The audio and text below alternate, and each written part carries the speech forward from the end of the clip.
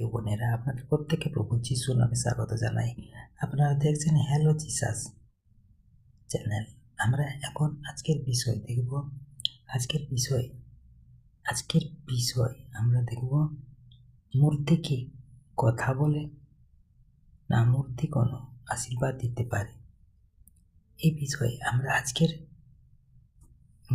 এখন আমরা বিষয়ে প্রবেশ করছি। মূর্তি পূজা। আজকে জগতের মানুষ মূর্তি নিয়ে তারা 12 মাস 13 পার্বণ নিয়ে দিন অতিবাহিত করে।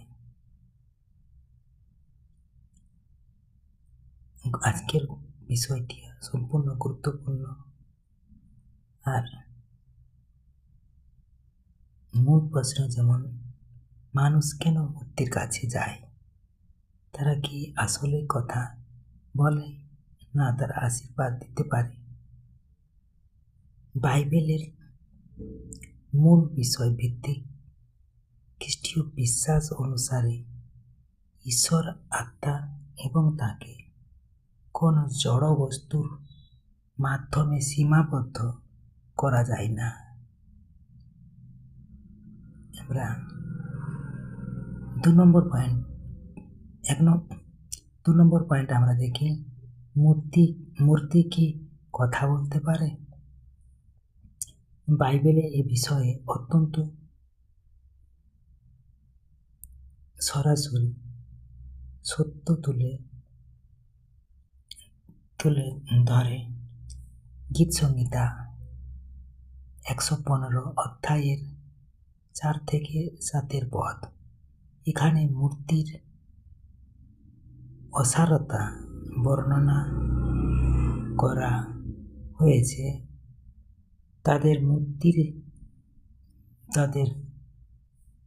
তাদের প্রতিমা সকল রূপা ও সোনার তৈরি, মানুষের হাতের কাজ। তাদের মুখ আছে কিন্তু কথা বলতে পারে না, চোখ আছে কিন্তু দেখতে পায় না, কান আছে কিন্তু শুনতে পায় না। আবার আমরা দেখি জেরেমীয় বাইবেল বাক্য আরেকটি, জেরেমীয় 10 অধ্যায় 5 পদ। তারা শসা ক্ষেতের কাকতাড়ুয়ার মতো কথা বলতে পারে না। তাদের বয়ে নিয়ে যেতে হয় কারণ তারা হাঁটতে পারে না। তাদের ভয় করো না, কারণ তারা ক্ষতিও করতে পারে না, উপকারও করতে পারে না, বা উপকার করার ক্ষমতাও তাদের নেই। ঈশ্বরের বাক্যে বলছেন, বাইবেল অনুসারে মূর্তি হলো মানুষের হাতের তৈরি জড় বস্তু। এতে প্রাণ নেই, তাই কথা বলার ক্ষমতাও নেই। আমরা 3 নম্বর পয়েন্টে এবার আসবো। মূর্তি কি আশীর্বাদ দিতে পারে? আশীর্বাদ বা অলৌকিক ঘটনা নিয়ে বাইবেলের সতর্ক বার্তা। অদ্বিতীয় ঈশ্বর। আর বাইবেল থেকে বাক্য দেখি, যেসাইয় 44 অধ্যায়ের 9 থেকে 20 পর্যন্ত পদে আমরা পাই। সেখানে বলা হয়েছে যে মানুষ কাঠ দিয়ে অর্ধেক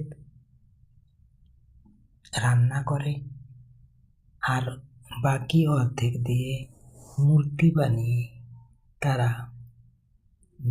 বানিয়ে তার কাছে সাহায্য চায়, যা চরম বোকামি।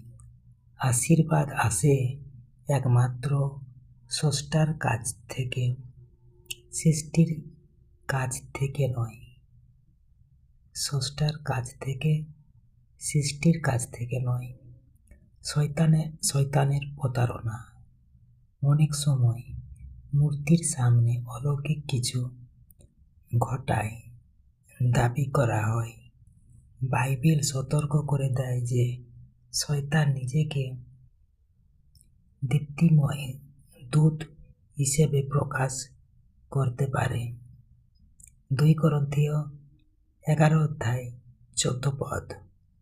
কোনো মূর্তি নিজে আশীর্বাদ দেয় না, বরং মানুষ যখন সত্য ঈশ্বরকে ছেড়ে জড়বস্তুকে পূজা করে তখন তা অন্ধকারের শক্তির জন্য পথ খুলে দেয়। এখানে আমরা উপসংহারে যদি বলি, প্রকৃত শান্তি, ক্ষমা এবং আশীর্বাদ কেবল প্রভু যীশু খ্রিস্টের মাধ্যমে পাওয়া সম্ভব। আমরা 4 নম্বর পয়েন্টে দেখি, কেন মূর্তি পূজা নিষিদ্ধ।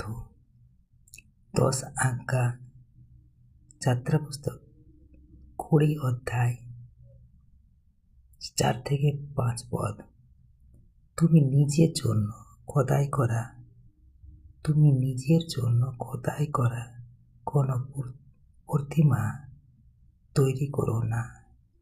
তুমি তাদের কাছে নত হইও না বা তাদের সেবা করো না। ঈশ্বর তার গৌরব অন্য কাউকে বা কোনো মূর্তিকে দিতে চান না। তিনি আমাদের সাথে সরাসরি সম্পর্ক বা রিলেশনশিপ চান, কোনো মধ্যস্থকারী জড়বস্তুর মাধ্যমে নয়। আমরা 5 নম্বর পয়েন্টে দেখি, বাইবেল ভিত্তিক বিশেষ। এখন আমরা প্রভুর সাথে সহভাগিতা করব প্রার্থনার মাধ্যমে। আসুন আমরা প্রভুর সাথে নতজানু হই, শাস্ত্র ও গম্ভীর হয়ে প্রার্থনাটি আমরা সকলে মিলে করি। হে সর্বশক্তিমান জীবন্ত ঈশ্বর, আমরা তোমার পবিত্র নামে তোমার কাছে আসি। আমরা স্বীকার করি যে তুমি একমাত্র সত্য ঈশ্বর, মহাবিশ্বের সৃষ্টিকর্তা। প্রভু, যারা আজ সত্য খুঁজছে তাদের চোখ খুলে দাও।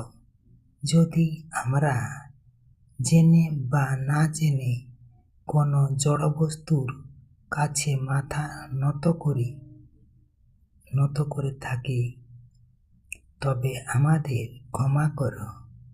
বাইবেল বলে যে তুমি কথা বলো হৃদয়ে এবং তোমার পবিত্র বাক্যের মাধ্যমে।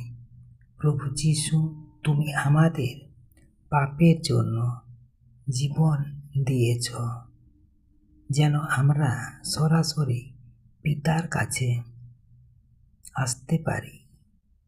আজ যারা এই ভিডিও দেখছে তাদের প্রত্যেকের জীবনে তোমার শান্তি এবং সত্যের আলো দান করো। কোনো মৃত মূর্তি নয়, বরং তোমার জীবন্ত আত্মা আমাদের আশীর্বাদ করুক। প্রভু যীশু খ্রিস্টের নামে এই প্রার্থনা চাই। আমেন, আমেন, আমেন। জয় যিশু। Praise the lord. আমার প্রিয় খ্রিস্টীয় ভাই বোনেরা, বাইবেল পড়ার জন্য উৎসাহিত হন। বিশেষ করে আপনারা গীতসংহিতা 115 এবং যেসায়া 44 অধ্যায় অবশ্যই পাঠ করবেন। আর যদি আপনাদের কোনো প্রশ্ন থাকলে কমেন্টে জানাতে ভুলবেন না, অবশ্যই জানাবেন। ঈশ্বর আপনাদের মঙ্গল করুন। ধন্যবাদ।